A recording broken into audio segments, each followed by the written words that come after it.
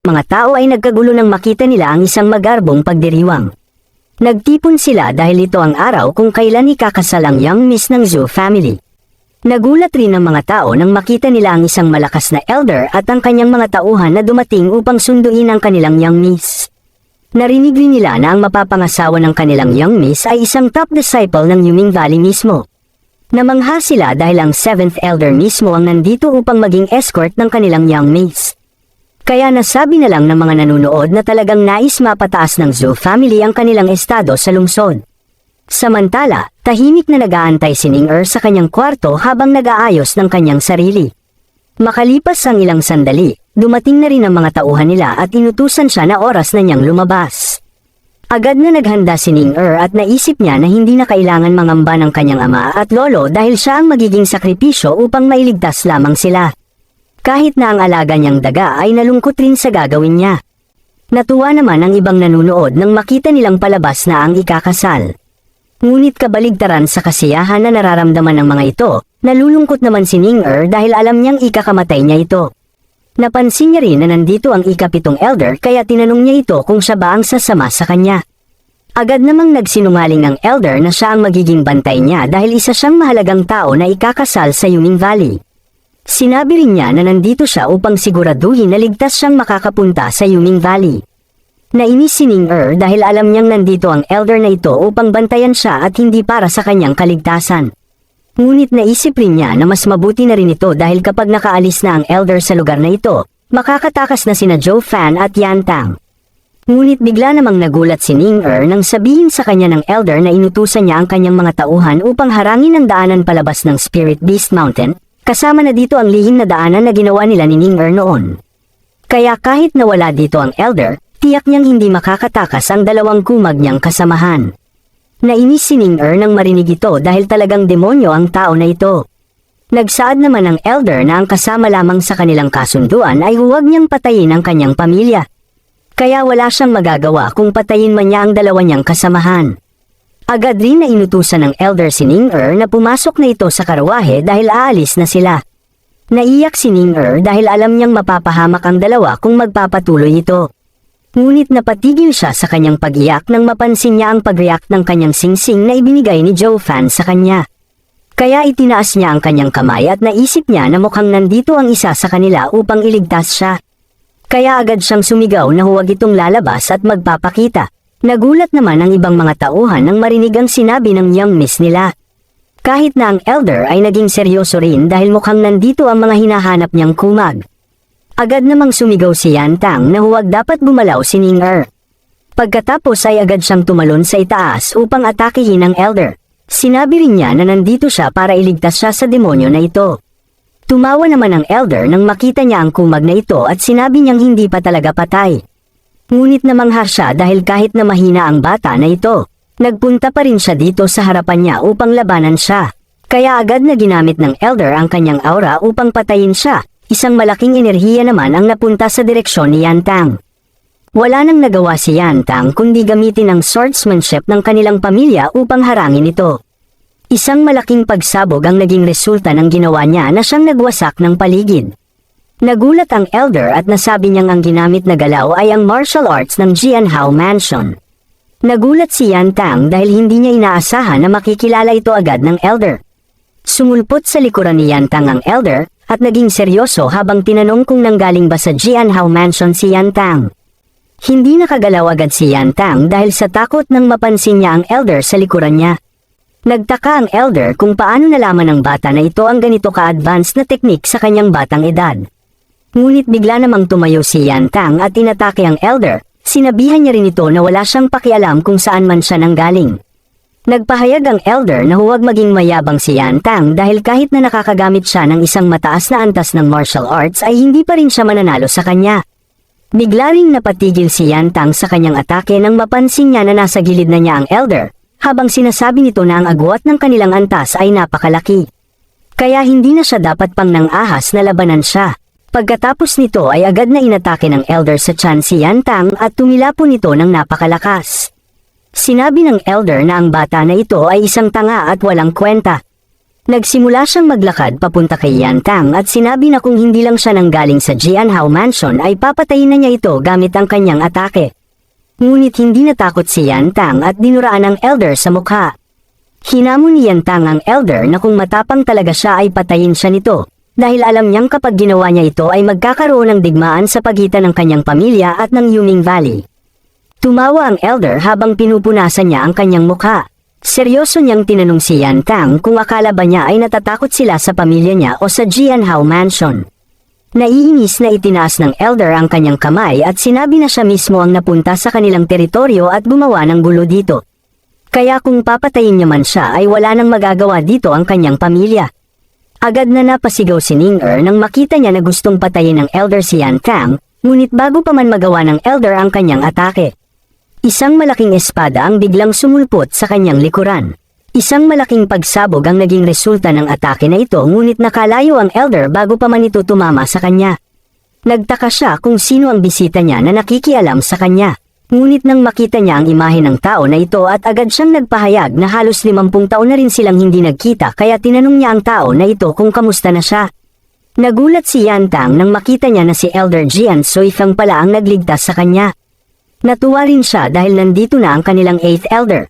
Nagpahayag ang elder na maayos naman ang lahat sa kanya ngunit nasira lamang ang kanyang mood nang makita niya ang demonyong pagmumukha ng ika-7 elder. Agad na pinasalamatan ni Yan Tang ang ika-8 elder at sinabi na tamang-tama lamang ang kanyang pagdating. Kaya hiniling niya dito na tulungan siya nito na iligtas si Ning. Agad namang sinabi ng elder na hindi nila maaaring gawin ito dahil nasa teritoryo sila ng Yuming Valley. Kaya wala silang karapatan na makialam sa kung ano ang gagawin nila sa kanilang nasasakupan.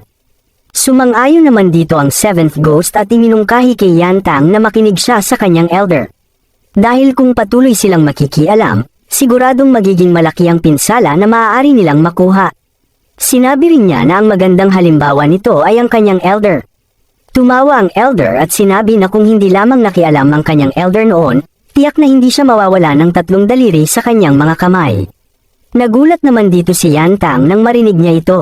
Nainis ang ika-8 elder at sinabi na kung hindi lang siya nagtiwala noon. Hindi ito mangyayari sa kanya. Agad namang tumawa si Yang Ming at sinabi na huwag nang magdahilan ang elder. Dahil alam niyang naging tanga ang elder noon nang ma-inlove siya sa isang babae na kasapi ng Yuming Valley. Kaya sa huli, nahuli siya mismo ng kanilang sect at kinailangan pa mismong magbayad ng kanilang patriarch ng 3 lungsod upang mapalaya lang siya. Kung hindi siya naging gaaman sa pag-ibig, hindi ito mangyayari sa kanya. Kaya ang naging resulta nito ay ang pagkawala ng kanyang 3 daliri na simbolo ng katangahan niya. Nainis dito ang ika-8 elder at sinabihan si Yang Ming na huwag itong makialam sa kanila. Ngunit agad namang tinanong ng 7th ghost kung ano ang gagawin niya kung hindi sila titigil. Pinagyabang niya rin na 50 taon na ang nakaraan ay hindi siya nanalo sa kanya at ngayon ay mas naging malaki pa ang agwat nila. Kaya kung maglalaban sila ngayon, kailangan niyang tawagin ang kanilang 7th elder upang mas manalo sila laban sa kanya. Nangiinis rin na sinabi ng 7th ghost na mas nais niya pang makalaban ang ika-13 elder ng Jianhao Mansion kaysa sa kanya. Dahil kahit siya ay isang ika-8 elder, hindi pa rin siya sapat na malakas upang maging panganib sa kanya. Nainis dito ang ika-8 elder ngunit naisip niya rin na hindi magiging maganda ang kalalabasan kung makikipaglaban siya sa teritoryo ng demonyong ito. Kaya tumalikod na siya at inutusan niya si Yan Tang na kailangan na nilang umalis. Nainis naman si Yan Tang at sinabi na kahit ayaw ng elder na iligtas si Ning, naiintindihan niya yon. Ngunit dapat huwag niyang hayaan na bastyusin siya ng demonyo na ito sa ngalan ng kanilang pamilya. Ngunit pinatahimik ng elder si Yan Tang at sinabi na sinasadya ng 7th ghost ang pang-iinis na ito. Ipinaliwanag rin niya na ang lugar na ito ay teritoryo ng Yuming Valley kaya kahit na matalo man sila o manalo, hindi ito magiging maganda para sa kanilang reputasyon. Pinaalalahanan niya rin si Yan Tang na ang 7th ghost na ito ay tuso at mautak kaya kailangan nilang mag-ingat sa kanya. Dagdag pa niya na kung magkikita sila sa hinaharap, kailangan niyang mag-isip ng mabuti at maging matalino upang hindi siya mapatay nito. Sumigaw naman si Yan Tang na alam na niya ito. Alam na niya na hindi nila matatalo ang demonyo na ito sa laban. Ngunit alam niya sa kanyang puso na kung hindi niya maliligtas si Ning sa oras na ito, pagsisisihan niya ito sa buong buhay niya.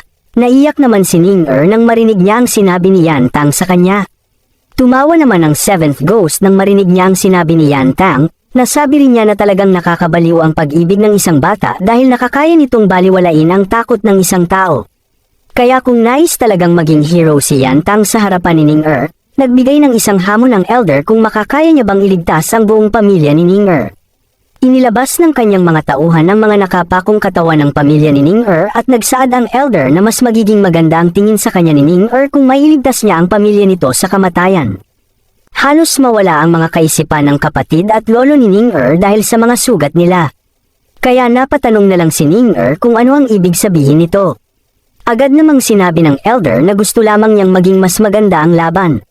Sinabi rin niya na ito ang paraan niya upang maging isang ganap na bayani si Yan Tang sa paningin niya. Pagkatapos nito, agad na inutusan ng elder ang kanyang tauhan na atakihin ang pamilya ni Ning-er. Agad namang pinatigil ni Ning-er ang elder at binalaan niya ito na papatayin niya ang kanyang sarili kung hindi niya ititigil ito. Nagtanong naman ang elder kung kaya ba talaga niya itong gawin. Sinabi rin niya na kapag ginawa niya ito, siya mismo ang papatay sa buong pamilya niya. Halos mawala ng pag-asa si Ning-er nang marinig ang sinabi ng elder. Agad namang lumapit si Yang Ming kay Ning-er at sinabi na talagang mataas ang halaga ng tingin niya sa kanyang sarili. Tinanong rin niya si Ning-er kung hindi niya ba kilala ang kanyang master, dahil ito ang tao na kinakatakutan ng mga elder ng 7 noble families. Kilala rin ito sa pagiging matalino at tuso kaya hindi gagana sa kanya ang pangtatakot. Sinabi rin ni Yang Ming na nangyari lamang ito dahil sa kanya at dahil ginalit nila ang kanyang master. Kaya kahit ano ang gawin niya, hindi siya mananalo sa kanyang master. Naiyak si Ning-er dahil napagtanto niya na ang lahat ng ito ay resulta ng pagtakas niya sa kanyang pamilya. Kaya napatanong na lang siya kung ano pa ang magagawa niya ngayon. Ngunit bigla namang nagkagulo ang lahat nang mapansin nila ang isang tao na papalapit sa kanila mula sa kalangitan. Umilo ang singsing na hawak ni Yan Tang kaya natuwa siya dahil talagang nagpunta dito si Zhou Fan. Namangha si Ning-er nang makita niya ang kakaibang pakpak ng kanyang brother Zhou Fan. Tumawa ang ating bida at sinabi na nagkita sila muli ng ika-7 elder. Nagsaad siya na sa huling laban nila ay natalo siya laban sa kanya ngunit sa pagkakataon na ito, sisiguraduhin niyang siya naman ang mananalo. Nagtaka ang elder nang makita niya ang kumag na ito, ngunit nang makita ni Zhou Fan ang kanyang reaksyon, sinabihan niya ito na huwag mag-alala dahil ito na ang magiging katapusan niya. Habang bumababa ang ating bida, tumawa ng malakas ang elder dahil talagang gumamit pa ng isang equipment si Zhou Fan upang makalipad lamang. Natuwa rin siya dahil tama nga ang kanyang hinala na hindi rin ito namatay sa Spirit Beast Mountain. Mas kinainis ng elder na umunlad ang antas ng cultivation ni Zhou Fan sa antas ng Bone Forging Realm.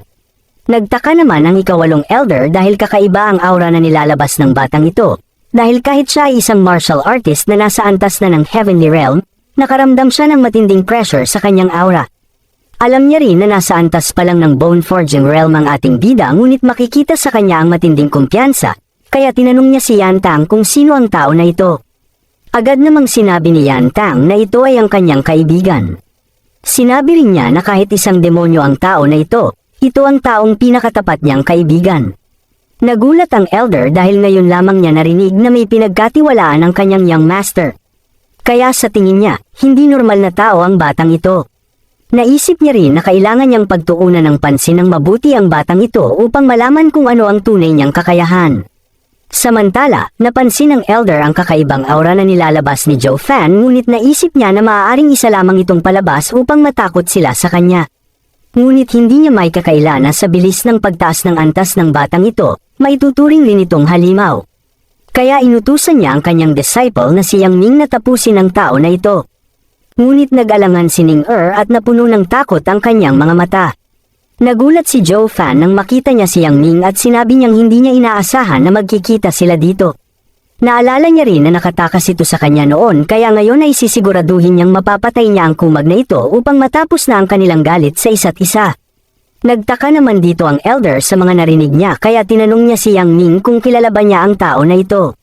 Hindi nakasagot si Yang Ming dahil sa takot niya kay Zhou Fan. Nang makita ito ng ika-8 elder, tumawa siya ng malakas. Sinabi rin niya na hindi niya inaasahan na ganito na lang pala walang kwenta ang mga top disciple ng Yuming Valley. Nagalit naman dito ang ika-7 elder kaya agad niyang sinipa sa mukha si Yang Ming. Pinagalitan niya rin ito dahil kahit na nandito na siya sa harapan niya ay hindi pa rin siya nagkaroon ng lakas ng loob upang labanan ang tao na ito. Sinabihan niya rin ito na isa siyang kahihiyan sa kanilang sect dahil kahit nasa antas lamang ng bone forging realm ng bata na ito ay hindi niya pa rin magawang labanan ito. Hindi nakapagsalita si Yang Ming dahil naalala niya ang ginawa ng demonyo na ito sa kanyang master. Kahit natingnan pa lang niya ang mukha ng ating bida ay napuno na ng takot ang kanyang buong katawan. Kaya dahil dito, tumawa na lang na parang demonyo si Joe Fan upang mas takutin pa ang kumag na ito. Naging epektibo naman ang ginawa ni Joe Fan dahil mas napuno ng takot ang mukha ni Yang Ming. Agad na gumapang si Yang Ming papalapit sa kanyang master at ipinaalam niya sa kanya na ang tao na ito ay ang butler ng Lu Clan. Siya ay si Joe Fan, ang pumatay kay Elder Jane at Elder Yun. Nagulat naman dito ang Elder at hindi siya makapaniwala na ito pala ang kumag na hinahanap nila.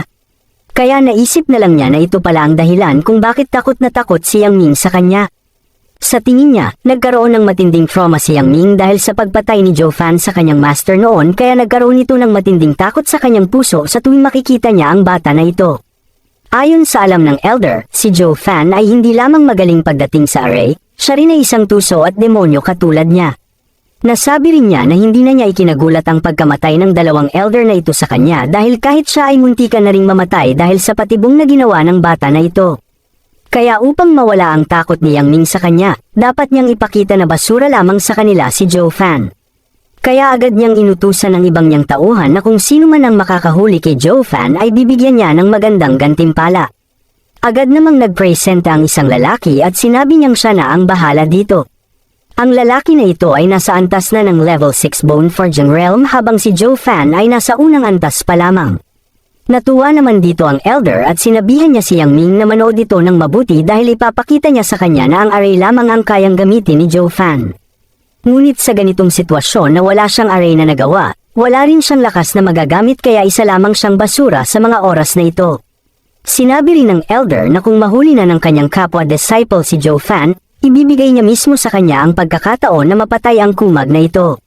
Natuwa naman si Yang Ming nang marinig ang sinabi ng kanyang master. Napahanga naman ang ikawalong Elder sa katalinuhan ng ikapitong Elder dahil nakahanap ito ng paraan upang matanggal ang takot ng kanyang disciple kay Joe Fan. Tinanong niya rin ang kanyang young master kung ano ang gagawin niya dahil nasa panganib na ang kanyang kaibigan. Tumawa si Yan Tang at sinabi niya na batay sa kumpiyansa na ipinapakita ni Joe Fan, alam niyang hindi magiging problema sa kanya ang kalaban na ito. Agad namang naglakad ang bantay at natuwa rin siya dahil isang mahina lamang ang kanyang huhulihin.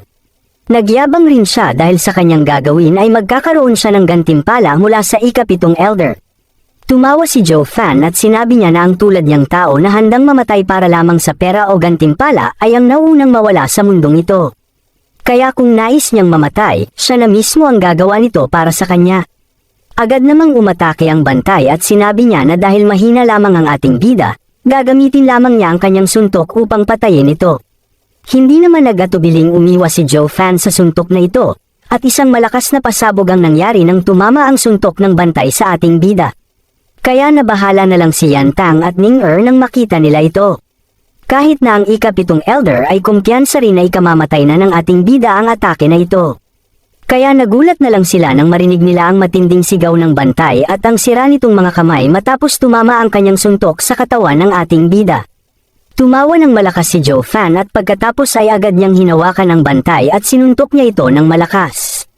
Bumagsak naman ang bantay sa sahig at dahil dito ay natatawang tinanong ng ating bida kung ito lang ba ang kaya niyang gawin. Ang Elder ay hindi rin inaasahan na matatalo lang ni Joe Fan ng ganito kadali ang kanyang tauhan.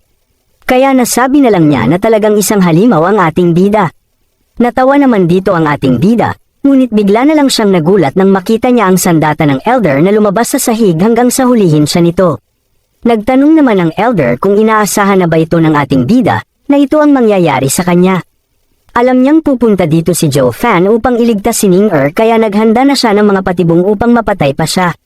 Nangamba naman ang ikawalong Elder dahil mapanganib ang sitwasyon ni Joe Fan, lalo pat isang level 4 demonic treasure ang gamit na sandata ng Elder kaya tiyak niyang mahihirapan siyang makawala. Hindi rin inaasahan ng Elder na gagawin ng 7th Ghost ang ganitong patago na pag-atake kahit na nasa antas siya ng Heavenly Realm kahit na maraming tao ang nanunood. Tumawa naman ang ating bida at sinabi niya na ang ganitong pag-atake ay hindi maganda para sa isang Elder na katulad niya. Kaya tinanong niya ito kung hindi ba siya natatakot na baka mabahira ng kahihiyan ang reputasyon ng Yuming Valley. Nagpahayag naman ang elder na sa kanilang imperyo, kaunti lamang ang taong tinuturing niyang mapanganib para sa kanya at sa ayaw niya man o hindi, isa si Joe Fan sa mga taong ito. Kaya nasabi na lang niya na hindi niya maaaring maging mayabang kapag kaharap niya ang ating bida. Pinuri naman ng ating bida ang pagiging tuso at matalino ng elder kaya nasabi na lang niya na talagang nakakamangha ito. Seryosong sinabi rin niya na sa ngayon ay wala siyang plano o patibong na inihanda dahil nais lamang niyang matalo ang elder gamit ang kanyang totoong lakas. Ngunit inamin rin niya na hindi niya inaasahan na magiging ganito kaingat ang elder sa kanya. Nagalit naman ang elder dahil sa pagiging mayabang ng ating bida kaya sinabihan niya ito na wawasakin niya ang katawan niya hanggang sa wala nang matira dito. Nagsaad naman ang ating bida na sa tingin niya ay natatakot lang sa kanya ang elder dahil batay sa kanyang ugali. Alam niyang papatayin agad ng elder ang mga kalaban na mapanganib para sa kanya. Ngunit sa mga oras na dumating siya sa lugar na ito, hindi agad gumalaw ang elder upang gawin ito. Ang mas malala pa ay ginamit pa niya ang kanyang tauhan upang atakihin siya para masubukan lamang ang lakas niya. Kaya alam ni Joe Fan na ginagamit lamang niya ang pagkakataon na ito upang mawala ang takot sa puso ng kanyang disciple. Ngunit ang problema lamang ay natalo niya ng walang kahirap-hirap ang tauhan niya kaya nandito sila ngayon sa ganitong sitwasyon. Nagulat naman si Yang Tang at ang kanyang elder nang marinig nila ang sinabi ng ating bida. Naisip rin ng elder na tama ang kanyang hula kanina na hindi nagbibiro ang elder sa kanyang plano upang mawala ang takot sa puso ng kanyang disciple kaya ginawa niya ang palabas na ito. Ngunit namangha ang elder sa ating bida dahil kahit na maganda ang plano na ginawa ng 7th elder, nalaman niya pa rin ito. Kaya nasabi na lang niya na matalino rin ang bata na ito at kasing tuso niya rin ang 7th elder pagdating sa mga patibong. Hindi naman natakot ang elder kahit na nalaman ng ating bida ang kanyang plano. Sinabi niya rin dito na kahit na nalaman niya ito ay nahulog pa rin siya sa kanyang patibong kaya wala na siyang magagawa pa sa mga oras na ito. Dahil hanggat napalibutan siya ng kanyang sandata, kaya niyang patayin si Joe Fan nang walang kahirap-hirap. Tumawa naman ng malakas si Joe Fan nang marinig ito at sinabi niya na matalino ang elder noon ngunit ngayon parang naging tanga na siya. Tinanong rin ni Joe Fan sa kanya kung sa tingin niya ba talaga ay hahayaan lang niyang mahuli siya nito ng basta-basta kahit na alam na niya ang plano niya. Isang malakas na enerhiya ng lilang kidlat ang ginamit ni Joe Fan kaya nawala ang pagkakahawak sa kanya ng sandata ng elder. Sinabihan rin niya ang elder na tingnan niya ng mabuti ang tunay niyang lakas. Nagulat naman ang elder sa kanyang nakita dahil ang pakpak na gamit ni Joe Fan ay isang level 6 flying demonic treasure. Napagtanto niya rin na hindi lamang normal na equipment ang gamit ni Joe Fan dahil sa lakas ng enerhiya na nilabas ng pakpak na ito. Kaya napatanong na lang siya kung saan ang pinanggalingan ng ating bida dahil hindi normal ang bagay na ginagawa niya. Sinabi rin niya na sa tulong ng kanyang level 6 flying demonic treasure ay kaya niyang tumbasan ang bilis ng isang martial artist na nasa antas na ng heavenly realm katulad niya ngunit pinaalala niya sa ating bida na hindi lamang ang bilis ang agwat nilang dalawa. Pagkatapos nito ay agad nang umatake ang elder gamit ang kanyang sandata upang patayin ang ating bida. Hindi naman natakot si Joe Fan sa atake na ito at sinabi niya na alam na niya ang bagay na ito. Alam niya rin na hindi lamang ang bilis ang kaibahan sa kanilang antas dahil kailangan rin ng malakas na pangangatawan at kakayahan upang magamit ang kanyang sandata ng isang martial artist upang malabanan niya ang katulad niyang martial artist ngunit sa ngayon ay wala siyang pakialam dito. Kaya agad nang ginamit ni Joe Fan ang kanyang mga pakpak upang harangin ang atake ng elder. Nagulat naman dito ang ikawalong elder dahil ngayon lamang niya nakita na ang isang martial artist na nasa antas ng Bone Forging Realm ay kayang gamitin ang isang level 6 demonic treasure sa ganitong paraan. Kahit na ang ikapitong elder ay ganito rin ang naging reaksyon at napatanong na lang siya kung paano ito naging posible. Tiningnan ng mabuti ng elder ang mga pakpak ni Joe Fan at napatanong na lang siya kung paano ito nagagamit ni Joe Fan. Alam niya na ang mga ganitong demonic treasure ay hindi buhay na nilalang kaya hindi niya alam kung paano naiiba ni Joe Fan ang anyo nito.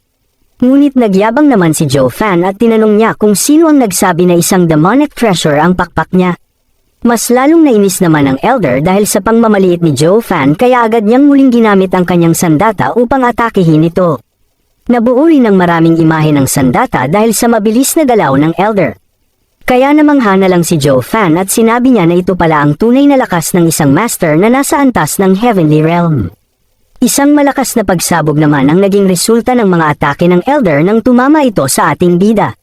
Nangamba naman si Yan Tang matapos niyang makita ang malakas na atake ng Elder, ngunit mas nagulat na lang siya nang makita niyang hindi man lang nagalusan si Zhou Fan sa atake na yon. Agad naman na ginamit ni Zhou Fan ang kanyang mga pakpak upang alisin ang mga usok sa kanyang paligid. Ngunit napansin niya rin na muling umatake ang Elder sa kanya mula sa kanyang likuran. Kaya agad muli na iniba ni Zhou Fan ang anyo ng kanyang pakpak at hinawakan niya ang dalawang sandata na ito. Nang makita ito ng Elder, agad naman niyang ginamit ang pagkakataon na ito upang atakihin si Zhou Fan mula sa taas. Tumawa rin siya ng malakas dahil nauto na naman niya ang ating bida at sa ngayon ay buhay niya ang magiging kabayaran nito. Ngunit nagulat naman ang Elder nang biglang mawala si Zhou Fan sa harapan niya. At ang mas malala pa ay isang ilusyon lamang ang nataman niya sa kanyang atake. Agad rin na gumawa ng distansya si Zhou Fan sa Elder at nagpunta ito sa likuran niya na siyang hindi inaasahan ng Elder. Agad naman na umatake si Zhou Fan habang hindi pa nakahanda ang depensa ng Elder. Ngunit agad naman na huminto ang atake ng ating bida dahil napigilan ito ng kanyang mga sandata. Nagtanong ang ating bida sa Elder kung ano ang nararamdaman niya na natatalo na siya sa laban. Pinagyabang ng ating bida na kaya niyang patayin ang Elder nang walang kahirap-hirap kung nanaisin lamang niya. Nagulat ang Elder dahil ngayon lamang siya nahirapan ng ganito sa isang laban.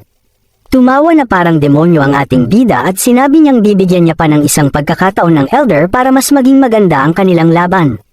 Kaya dapat siyang magpasalamat dahil buhay pa siya hanggang ngayon. Nagalit ang Elder sa pang-iinis ng ating bida kaya agad niyang ginamit ang buo niyang lakas upang alisin ang mga pakpak ni Zhou Fan sa harapan niya. Sinabihan niya si Zhou Fan na huwag magyabang dahil hindi pa niya nakikita ang tunay niyang lakas. Natuwa si Zhou Fan nang makita niyang parang wala na sa sarili ang Elder, kaya nasabi niyang gumana na ang plano niya. Agad umatake ang Elder at sinabing papatayin niya si Zhou Fan kahit anuman ang mangyari.